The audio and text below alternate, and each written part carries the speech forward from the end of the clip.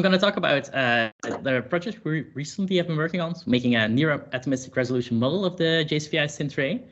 I think the order of presenters is quite nice because my talk will build a bit further on the talks that Ben and Troy just gave.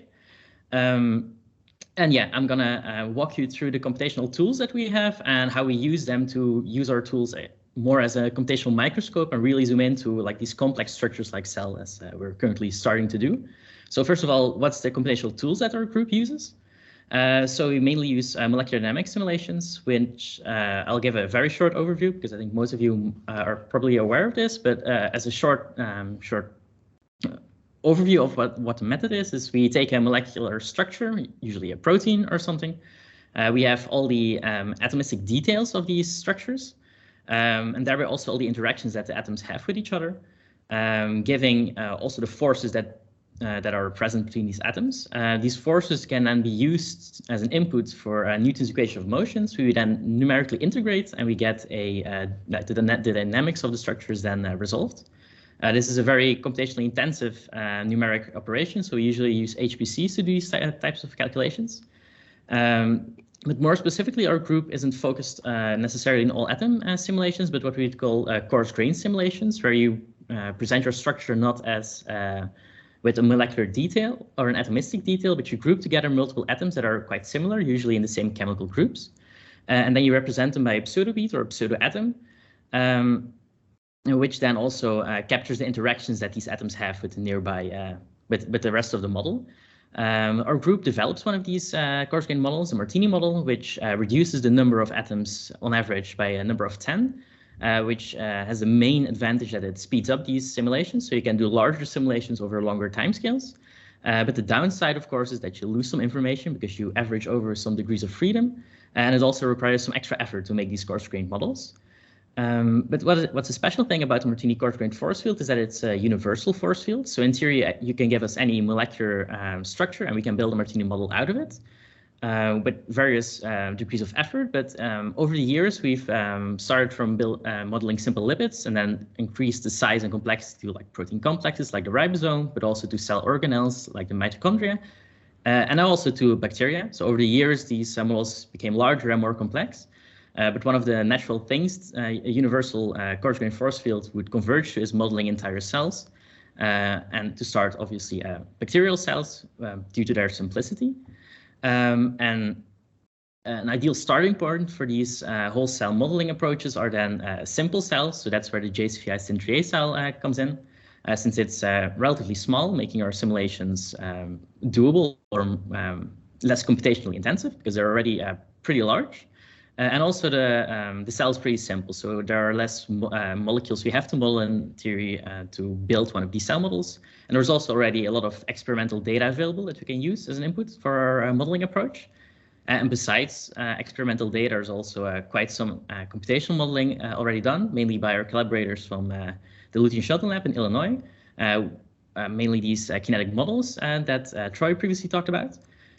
Which we then can use as also an input for our Martini building pipeline. So our pipeline is like an integrative modeling approach where we take experimental data, then also pipe them into the kinetic models of the Lutheran Shuttle Lab.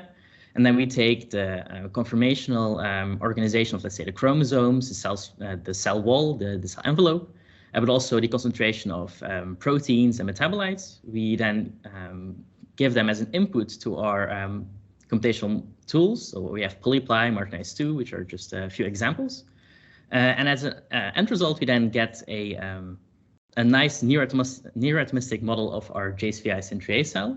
And I'll walk you through how this pipeline works. But one of the future goals, of course, is to not only have a forward direction in this pipeline, but also a back propagation where we then can inform mesoscale modeling or kinetic models with the atomistic detail that we then have in our Martini simulations. So to start off this modeling approach, this is the chromosome model that Ben previously presented, so I'll go over it quickly, but since it's the largest molecule in the cell, it's an ideal starting point to start the whole cell assembly.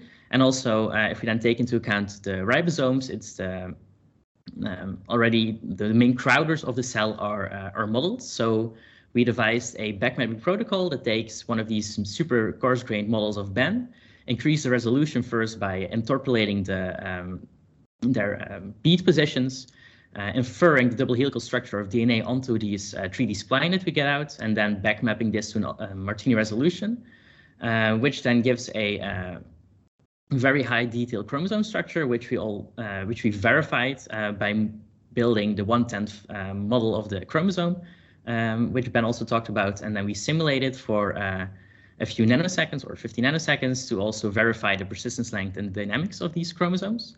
I hope the video is visible okay, because I think maybe it might be a bit stuttery with the internet connection. But now that we have the chromosome built, we can start looking at the cytoplasm. So what do we have to fit around this chromosome to start moving towards our large model? So David Bianchi resolved the full syn3A proteome in a previous paper. So we have all the AlphaFold 2 models. We have also Martinize2, which is a tool we have to create Martini coarse-grained models from atomistic protein models. So given this pipeline, we could then create a Martini model for all the proteins and pack them around the chromosome with a packing tool we developed. Together with these proteins, we also inserted around 2 million metabolites, which is not all the metabolites that are present, but they're the most abundant ones. So the amino acids and some of the small molecules for which you already have Martini parameters. And lastly, to finish off all the major components of the cell, we also have to address the cell envelope, for which we have a tool that takes in 3D meshes and then backmaps them to a lipid membrane. So we took the 5 lipid classes that are present in the syn3A, and we took 5 different membrane proteins, which we then scaled up to the realistic protein membrane protein abundance, so about 2,200 membrane proteins. And we created the membrane with realistic relative lipid concentrations, and then inserted all these membrane proteins accordingly. And the end result of this modeling approach is the current model I show you. So it will zoom around the model to show you how it looks like. So here you can see all the large components of the syn3A cell annotated. So the blue are all the cytosolic proteins. The yellow represents the chromosome. In red are the ribosomes that are also modeled, and then the cell envelope you see slowly disappearing, and you can peel back the layers of this Martini model that we've built.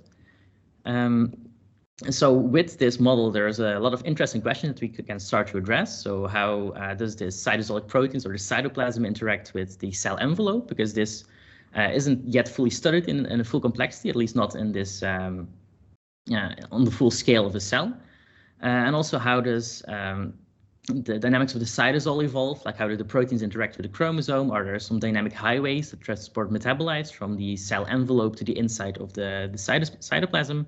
And also, can we perturb this cytosol in certain ways? Can we add maybe small drugs? Can we add small metabolites? Maybe add some more temperature or kinetics to certain regions of the cytoplasm and see how this propagates through the cytoplasm? So there's a lot of things we can study, and in theory, it's more of a playhouse we've built. We can start prodding at it and see how does the cell react. And the hope, of course, is that the model we eventually built will we'll keep improving it with more data that will become available. But the hope, I think, for me is that at some point we'll have a model, and I hope to think that if you then take a microscope and you would have infinite resolution and you would zoom in, that this is something that you would see also in an experiment, of course, with less aesthetically colored, of course, but I think we're already pretty close, but I think there's some room for improvements. And also I'm very happy that also running the simulation is coming along. So it's very challenging to run the simulations due to the size of it. It's a very large system, so we need a large computational infrastructure, but also there are some bugs in the simulation software that have to be addressed. But over the previous weeks, we've been able to address most of these problems, and we've been able to run some initial test simulations with the hope to run full microsecond simulations of this structure in the near future. So yeah, I would like to thank my collaborators for all their help in building these large-scale models. I'm looking forward to what we can learn from them and what we can do with them in the near future. And if there are any questions, I would like to answer them now. Thank you.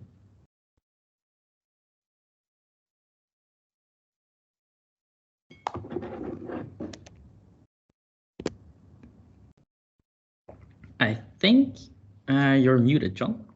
At least I can't hear you.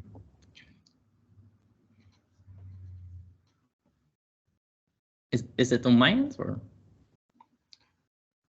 John, you're still muted. Sorry, Matt. So Jan, I'm dazzled. What are the experiments that you would most like to see? One of the things that I'm personally pretty enthusiastic about is that maybe since we work now on these large scales, we could almost directly compare experimental and simulation results. So maybe some optical tweezer or some force-based experiments where we can maybe plot the cell envelope and see if which is also relatively easy to do inside of the simulation. So maybe we can look at the force moduli of the cell envelope and see if we can capture those with our models. And also maybe localization information, where are the proteins and how fast do they diffuse through the cytoplasm, and compare them directly to what we see in our Martini simulations. I think it's pretty cool that we're getting close to having a one-to-one correspondence between simulations and experiments. So if you look at the talks that were last week and this week, like the atomic tweezers, I don't see anybody going in that direction. Yes. I do see, so I mentioned in my introduction on Friday that the group at the New York Structural Biology Center will be trying to use cryotomography to identify the location of lots of proteins. But if you look at the experiments that are being done, so the Sayans group from Dresden will be providing a lot of new data about at least the minimal possible lipidome. And Troy showed you data about transcription, but you're going to see other sorts of data. For instance, a few talks away, we're going to have one group from Tokyo that is looking at a cell grown under low temperature, and then another group from the JCVI where the cell is grown at high temperature, and looking at how these temperature changes, can you fit that into your model with the changes in the rate of Brownian motion and such?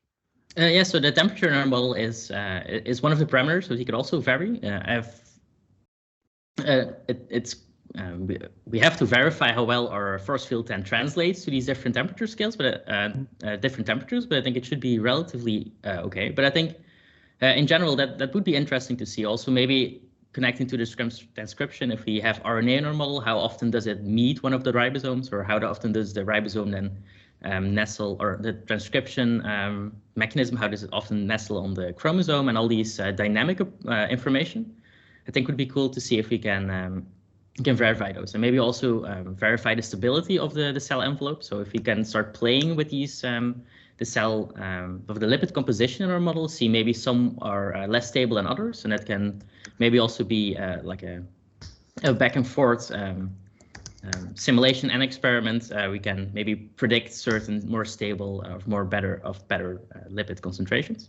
But that would definitely be interesting. I think currently we're still very much working on getting the simulation to run, because obviously you need large timescales to also verify those. But I think once we have those types of this computational infrastructure there, I think the floor to all the questions we can answer, I think, will be very, very interesting. Looking forward to that. I encourage you to reach out to the speakers that you're seeing these 2 weeks, because again, you talk about the large timescales for doing your modeling, but doing experiments also is often large timescales. And if you approach your colleagues in our consortium, asking them to do questions, to experimentally address questions, that's the fastest way to get the kind of data that you are looking for. And I encourage you to do that. Other questions for Jan? Yeah, this is Dave Goodsell. I have one. Actually, both Jan, for you and Ben. And boy, this is just amazing, beautiful work. Really super impressive. I'd be interested to know, are you guys going to be adding RNA soon, and looking for ways to look at or to assign the proper multimers to all your proteins? So the RNAs is something we're currently actively working on. So one of the limitations, so currently we're working with a previous version of Martini in our models. One of the major reasons is that the nucleotide parameters for the new Martini force field aren't ready yet, but we have some initial parameters currently that we're verifying. And adding those into the model would be one of our next steps, and also see how these very charged RNA strands will then influence the cytoplasm. And yeah, so the multimeric structures is then one of the other things we're tackling that's also high on the list of things we'll have to do. But that's also work in progress. I think that's relatively more straightforward, but it requires some manual effort to start building all these multimeric structures.